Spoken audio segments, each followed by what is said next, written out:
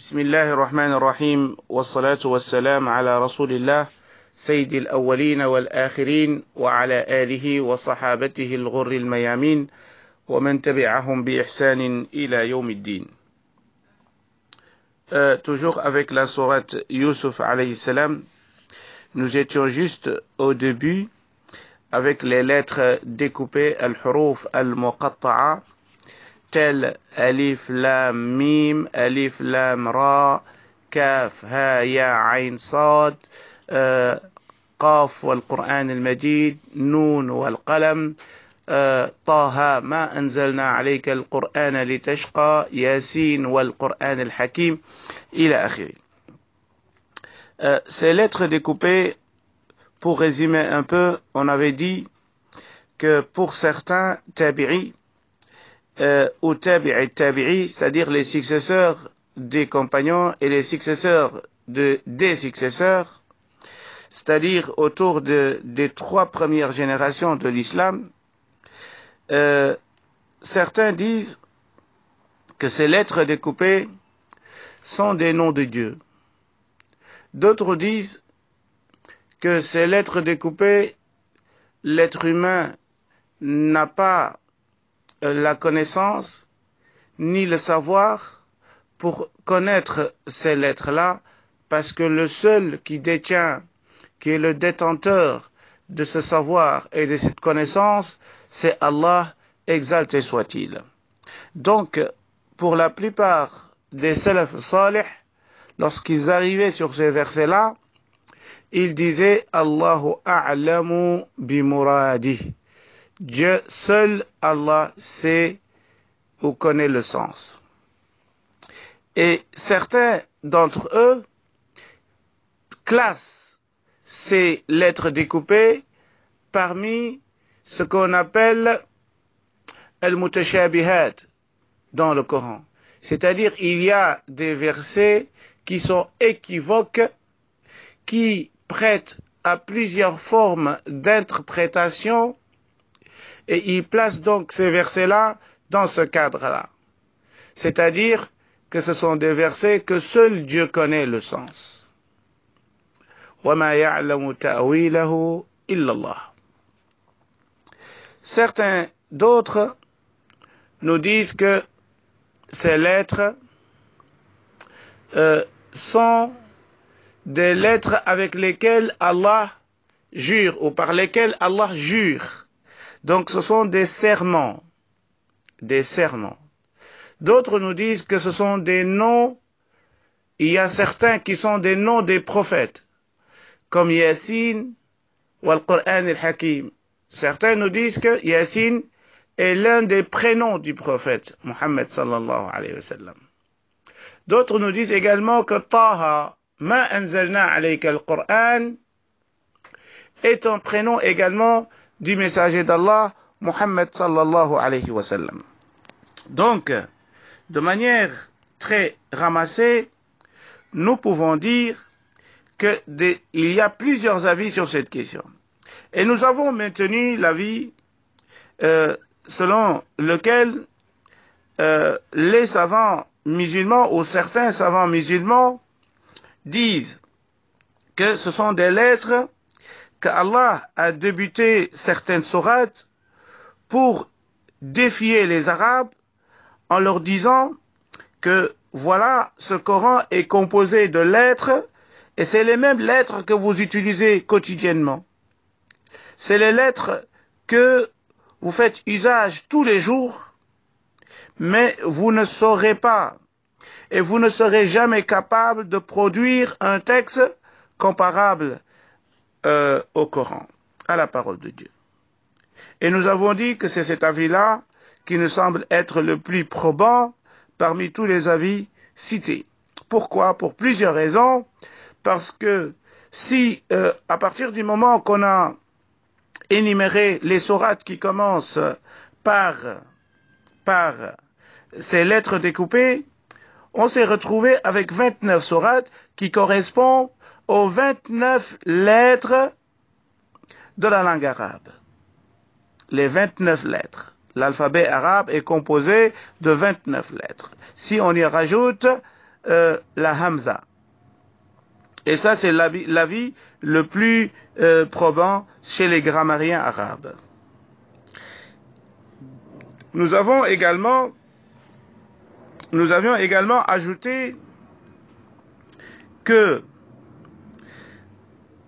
la sourate, les lettres qui commencent, ou les sourates qui commencent par ces lettres, toujours sont suivies par la mention du livre de Dieu. Et ça, c'est un élément très important. C'est-à-dire, lorsque tu lis Alif Lam Ra comme dans la sourate Yusuf, Alif Lam Ra Tilka Ayatul Kitab. C'est-à-dire, juste après ces lettres découpées, Dieu mentionne directement le livre, c'est-à-dire le Coran. Dieu mentionne toujours après le livre. Sauf dans un seul endroit, et nous allons expliquer le pourquoi. Dans les 29 sourates, par exemple, dans Surat al-Baqarah, il nous dit Alif Lam Mim, Dhalika al-Kitab, Dhalika al-Kitab. Voilà. Donc il parle du livre. Juste après les lettres découpées, on parle du livre. On parle du Coran.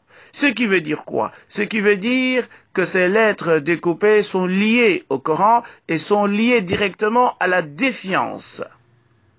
Dieu défie. Ce livre est composé de lettres. Et c'est les mêmes lettres que vous utilisez quotidiennement. Quand vous dites Yasin wal Qur'an al-Hakim. Vous voyez, Yasin wal Qur'an al-Hakim. Juste après Yasin, il cite le Coran. Taha ma anzalna alayka al-Qur'an litashqa. Et ainsi de suite. Vous allez trouver ça récurrent dans toutes les sourates qui commencent par ces lettres découpées. Sauf une sourate, c'est la sourate 30, les Romains, sourate Rum. Allah subhanahu wa ta'ala dit là-bas, Alif Lam Mim, Ghulibati Rum, fi adna al-ardi wa hum min ba'di ghalabihim sayaghlibun, fi bid'i sinin, lillahi al-amru min qablu wa min ba'du, wa yawma'idhin yafrahu al-mu'minuna bi nasrillah. Alors, ici, on remarque bien qu'après Alif Lam Mim, on nous parle de Ghulibat Rum fi adna al-ard wa hum min ba'di ghalabihim sayaghlibun. Donc ici on mentionne pas le livre, c'est une exception. Alors les savants, après une longue méditation sur cette sourate, pourquoi il y a eu cette exception? Pourquoi juste après ces lettres découpées, on n'a pas mentionné le livre de Dieu comme on a trouvé dans les autres sourates? Alors, les savants nous disent que c'est parce que le fait de supprimer ou de ne pas mentionner le nom de Dieu dans ce verset, le livre de Dieu dans ces versets-là, c'est parce que le verset lui-même, c'est-à-dire le premier verset lui-même, prouve la véracité du livre. C'est-à-dire que les versets évoqués, le premier verset évoqué dans la sourate 30, prouve même que le Coran n'a pas été inventé par le messager de Dieu, le prophète de l'islam. Et donc ça renvoie toujours au Coran, mais implicitement, dans quel sens? Dans le sens où ce verset-là, même s'il ne mentionne pas directement le Coran, mais le mentionne implicitement et plus fort même parce que ce verset-là prouve que le Coran est la parole de Dieu et n'est nullement une invention du prophète Mohammed sallallahu alayhi wa sallam. Je m'explique. Ce verset-là explique les batailles qui ont eu lieu entre les Perses et les Romains. Alors, le Coran nous dit Alif Lam Mim Ghulibati Rum. Les Romains ont été vaincus. ont été vaincus. Et puis le Coran dit, et ils seront les vainqueurs dans la bataille qui viendra. Ils seront vainqueurs, c'est-à-dire ultérieurement dans le futur. وَهُمْ مِنْ بَعْدِ غَلَبِهِمْ سَيَغْلِبُونَ. Après leur défaite, ils auront la victoire. Et cela va se produire dans quelques années. Dans quelques années. Et le Coran, il a mentionné un mot, c'est bid'a sinin. Bid'a en arabe signifie de 3 à 9. De 3 à 9. C'est un nombre, c'est-à-dire un mot spécial dans la langue arabe qui signifie, quand tu dis à quelqu'un bid'a, il doit comprendre, c'est entre 3 et 9. Ça peut être 3, ça peut être 4, ça peut être 5, ça peut être 6, ça peut être 7, ça peut être 8, ça peut être 9, mais pas plus, ni moins. Et donc, les faits historiques après la disparition du prophète Mohammed sallallahu alayhi wa sallam, oui, effectivement, cette bataille a eu lieu entre les deux, les Perses et les Romains. Et qu'est-ce qui s'est passé? Les Romains l'ont remporté. Ils ont gagné la bataille. Et que cette bataille a eu lieu juste après 9 années. Après 9 ans. Comme il l'a mentionné le Coran, il a dit « fi bid'a sinin » et c'était juste 9 ans après que la bataille a eu lieu et que les Romains l'ont remporté. Et que les Perses ont subi une défaite cuisante devant les Romains. Alors, donc, c'était une prédiction. C'était une prédiction. Le Coran du vivant du prophète, sallallahu alayhi wa sallam, a prédit ce qui va se produire dans le futur. Après même la disparition du prophète, et le Coran avait mentionné cet événement avant qu'il se produise. Donc, ce verset-là, même s'il ne mentionne pas le livre de Dieu, mentionne la véracité de ce livre qui n'a pas été mentionné. Voilà, donc, de manière très succincte, ce que disent les savants sur ce verset-là. Donc, juste après Alif Lam Ra, dans la sourate Yusuf, Allah subhanahu wa ta'ala dit Tilka ayatul kitabi. Tilka ayatul kitabi al-mubin. Tilka, le mot tilka est un pronom démonstratif qui indique quelque chose qui est loin. Comme Dhalika al-kitab. L'autre livre, l'autre, alors que le livre est entre leurs mains, mais le Coran parle du livre comme s'il était loin, loin, loin. Tilka ayatul kitab. Alors ici, il parle des versets de cette sourate. Il ne parle pas du Coran de manière globale, mais il parle seulement de cette sourate, les versets de cette sourate. Tilka ayatul kitab. Pourtant, le prophète, sallallahu alayhi wa sallam, il est devant ces versets-là. Mais le Coran parle de ces versets comme si ils étaient des versets très loin, très éloignés. Alors, il y a un sens rhétorique là-dedans. Il y a un sens rhétorique, c'est ce qu'on appelle al-balagha. Tilka ayatul kitab. Le Coran parle ainsi pour montrer que ces versets-là sont tellement éloquents et que le récit qu'il va mettre en place ou le récit qu'il va raconter sera d'un ordre très élevé spirituellement, politiquement économiquement, bref, des versets qui expliquent ou qui résument la vie d'ici-bas et l'au-delà. Tilka ayatul kitab. Ces versets-là que personne ne peut imiter, ne peut produire quelque chose semblable. Et donc, le fait que le Coran utilise ce pronom démonstratif, c'est pour expliquer que ce Coran est d'un ordre très élevé, qui n'est pas accessible aux humains. Oui, c'est l'inaccessibilité des humains. C'est pour cela qu'il a utilisé ce pronom démonstratif. Tilka ayatul kitab. Les versets donc du Coran. Alors le mot kitab, c'est pas comme on l'entend aujourd'hui.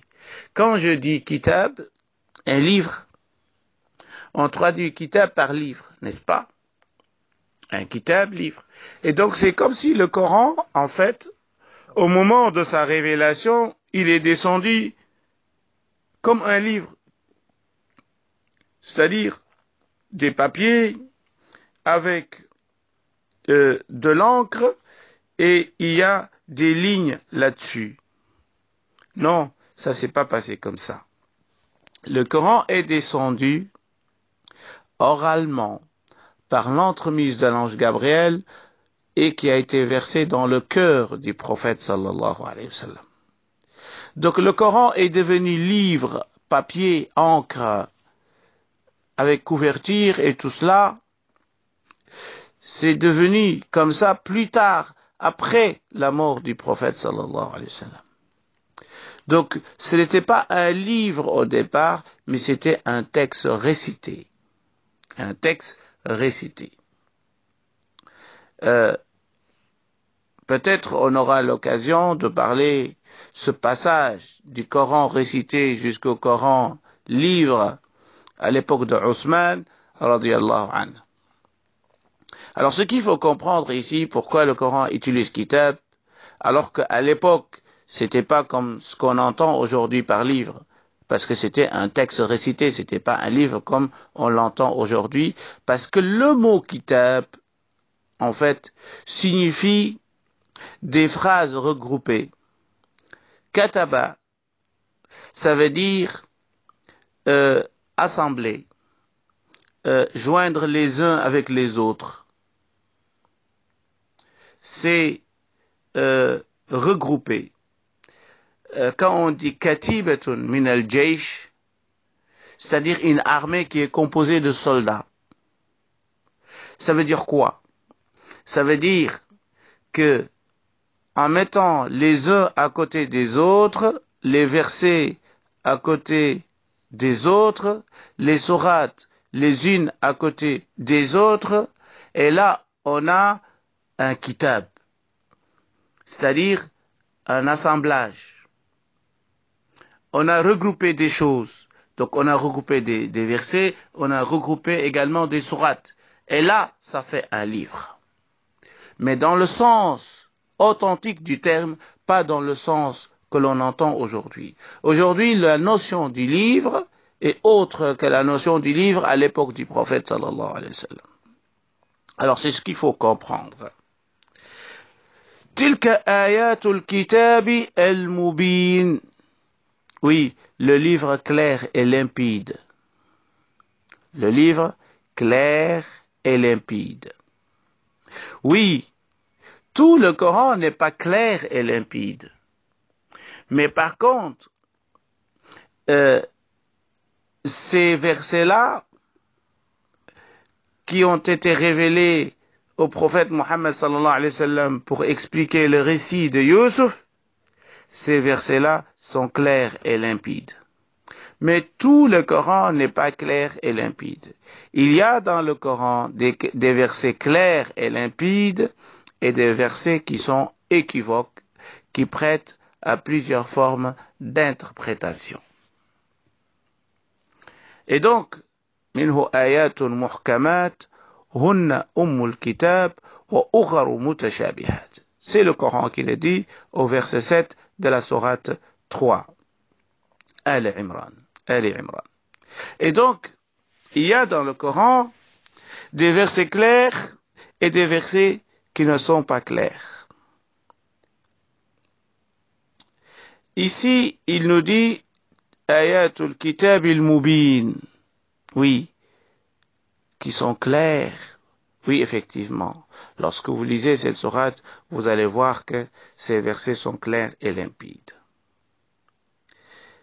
Al-Mubin, ça peut même qualifier également tout le Coran dans le sens où que le Coran il est compréhensible et qu'il est également composé de manière rhétorique, mais avec un arabe de haut niveau, de haute facture. Inna anzalnahu Qur'anan arabiyan. Oui, le Coran est écrit en arabe, ou a été révélé en arabe. La sourate de Yusuf, donc, par conséquent, est révélée en arabe. Inna anzalnahu Qur'anan arabiyan. Le Coran a été révélé en arabe, en arabiyan.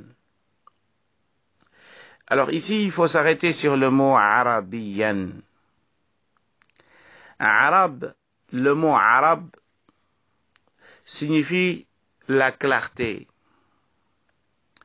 A'raba, amma fi nafsihi, c'est-à-dire il a exprimé ce qui est en lui.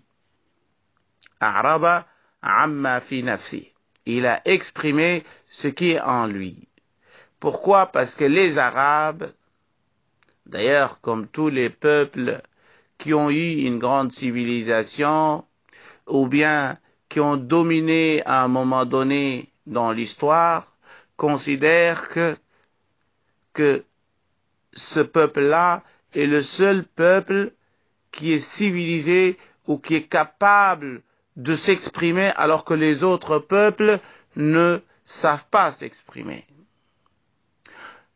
Les autres peuples sont considérés comme des animaux qui n'ont pas une langue. Seuls les Arabes qui ont une langue, et il n'y a que eux qui s'expriment. Et c'est pour cela qu'ils ont appelé les autres qui ne sont pas des Arabes, al-Ajam, c'est-à-dire celui qui ne s'exprime pas. Alors que l'Arabe, lui, il s'exprime. يعرب عما في نفسه. أما العجم فلا يستطيع ذلك. Il ne saura pas exprimer les idées qui lui passent dans la tête. Voilà, c'est pas vrai, mais voilà, c'est comme ça. C'est comme les Romains, au moment où ils dominaient le monde, c'est eux le peuple civilisé et le reste du monde sont des barbares. C'est pareil également pour les Égyptiens à l'époque. Donc voilà, on trouve cette idée de supériorité dans la construction linguistique, on trouve ça dans toutes les civilisations. C'est comme les Juifs qui considèrent que les autres peuples sont des goèmes, etc. Voilà. Inna anzalnahu Qur'anan arabiyan. Donc, arabiyan, ça veut dire clair, et qui signifie également qu'il a été révélé dans la langue arabe. Pourquoi? La'allakum ta'qiloun. Oui, si le Coran a été révélé en arabe, c'est pour que les Arabes puissent le comprendre.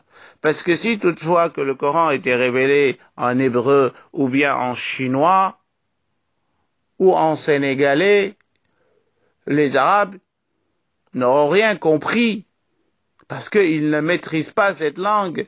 Ils sont des Arabes, ils parlent arabe, donc si le Coran devrait être révélé en arabe parce qu'il a été révélé à un prophète arabe. Moïse, il n'était pas arabe, C'est pour cela que la Bible n'a pas été révélée en arabe. Jésus n'était pas en arabe, c'est pour cela que l'évangile n'a pas été révélé en arabe. Et c'est comme ça. Comment on peut révéler à un prophète qui n'est pas arabe et on lui révèle l'arabe? Ou bien un prophète qui est juif ou qui est syriaque et là on lui révèle un texte qui n'est pas sa langue. Donc cela ne relève pas de la logique. Et d'ailleurs, et c'est pour cela que donc le Coran a été révélé en arabe, parce que le messager de Dieu est arabe et le peuple sur lequel Dieu a révélé ce Coran, ils étaient arabes à l'époque. Et là, ça pose une question fondamentale. Est-ce que donc le Coran concerne les non-arabes? C'est-à-dire tous les peuples qui ne sont pas des Arabes, est-ce que le Coran a été révélé pour eux également? Oui, effectivement. C'est comme vous dites le miracle de Jésus lorsqu'il ressuscitait les morts. Est-ce que c'était un miracle pour tout le monde? Oui, c'était un miracle pour tout le monde. Parce que le peuple de Jésus excellait dans la médecine. Dieu a envoyé quelqu'un pour les défier en médecine, et c'est lui qui ressuscite les morts. Il dépasse les capacités et les limites de la médecine. C'est ressusciter un mort, lui redonner la vie. Le médecin le plus doué du monde ne peut pas faire ça. Et donc, si Jésus a réussi à faire ça, c'est parce qu'il l'a fait avec l'aide de Dieu. Et donc, le Coran, pareil, parce que les Arabes, ils étaient éloquents, et qu'ils avaient même ce qu'on appelait al-mu'allaqat as-sab'a ou al-ashr, les 7 textes sous forme de poèmes qu'ils attachaient sur la Kaaba. Tellement qu'ils étaient doués dans la rhétorique et dans la composition de la poésie. Et donc, si Allah descend le Coran en arabe et défie les Arabes par le Coran, c'est parce qu'ils étaient excellés en arabe. Si Dieu a donné des connaissances extra-médecine à Jésus, c'est parce que le peuple de Jésus excellait dans la médecine. Et c'est comme ça. Si Allah a donné le bâton à Moïse pour qu'il défie le peuple de Pharaon, de l'Égypte, du Pharaon d'Égypte, parce qu'ils excellaient dans la magie et la sorcellerie. Et par conséquent, cette défiance s'abat également sur le reste du monde. Et c'est comme ça. Et donc le Coran est une défiance pour les non-arabes, parce qu'au moment où il a été révélé, il a défié ces gens-là. Il a défié ces gens-là, et par conséquent, et donc cette défiance également nous concerne. Deuxième point, pour comprendre que cette défiance n'est pas seulement dans la langue, que le Coran a été défié les Arabes et qu'ils n'étaient pas capables de produire quelque chose de semblable au Coran. Mais le Coran est une défiance également dans le contenu, dans le tashri', dans le contenu. Et cette défiance-là, qui est la plus importante, parce que c'est cette défiance-là qui perdure également à travers le temps, et c'est ce qui montre l'inimitabilité du Coran dans sa législation et dans sa moralité. Et ça, c'est très important. Donc, la'allakum ta'qilun, pour que vous puissiez méditer et réfléchir sur le Coran, parce qu'il a été révélé en arabe.